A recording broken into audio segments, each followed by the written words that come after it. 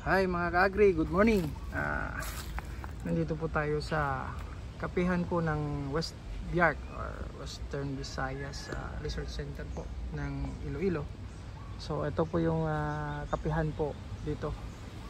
So na-establish po. So makikita po ninyo, yung iba po ay may bunga, may konting bunga, yung iba po wala kasi parang na-harvest na po. Ang iba po parang pabayaan yata. So nag-dry up na lang po sa puno. So since malapit lang naman po ito dito sa opisina natin, pinagtyagaan po natin na i-harvest po yung mga hinog. Yan po, meron po kasi mga hinog pa. Yan, so harvest po natin yan. So sa ating po pag-harvest, ano, pigret lang po tayo. Pigret, no? Yan. So sa atin pong pag-harvest, nakaipon na po tayo ng konti. At gusto ko itong i-process, no? Testingan po natin ito, yung quality niya. Kasi according po sa mga expert, pula lang daw yung i-harvest. So ito medyo meron po siyang halong green, but yung green niya po is kung i-assess ko po, nasa mga 85 to 90% naman na po na mature, no? So okay po ba ito i-mix sa ganitong mga kulay na rin? Ito, kasi dito po makikita nyo mostly po halos lahat po ay pula, no? So kung ganito po, I think pwede po ito ihalo pa sa kanila kasi kunti lang naman sila, no? So ito po, ito po yung mga natitira. So ito po yung kukunin natin at i-process natin. Let's see po kung ano po yung quality niya at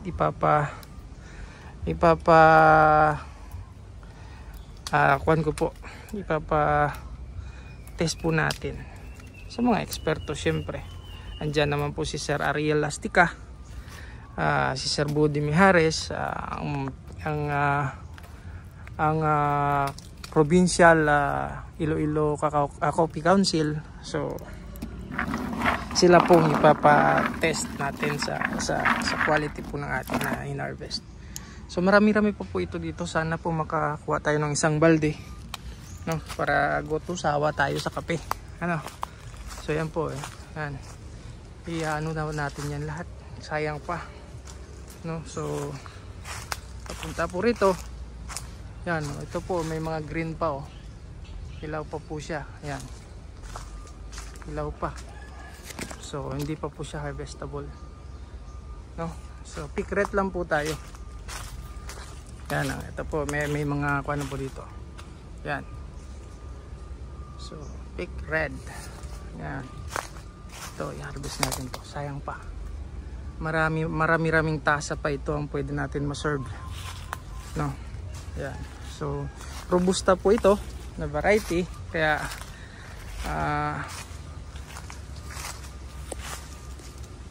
i-test natin yung quality niya. Okay, so shout out po dyan sa mga coffee expert.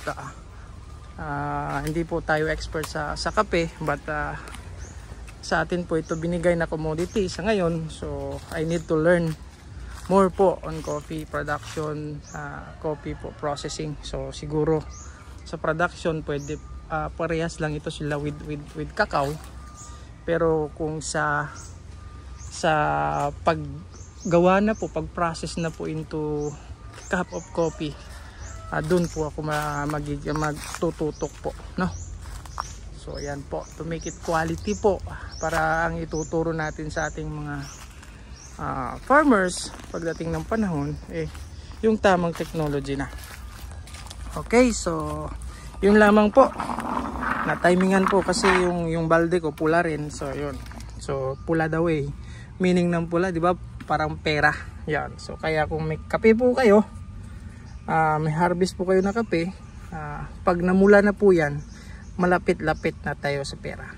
Okay, so yun lamang po at maraming salamat po mga ka-agri.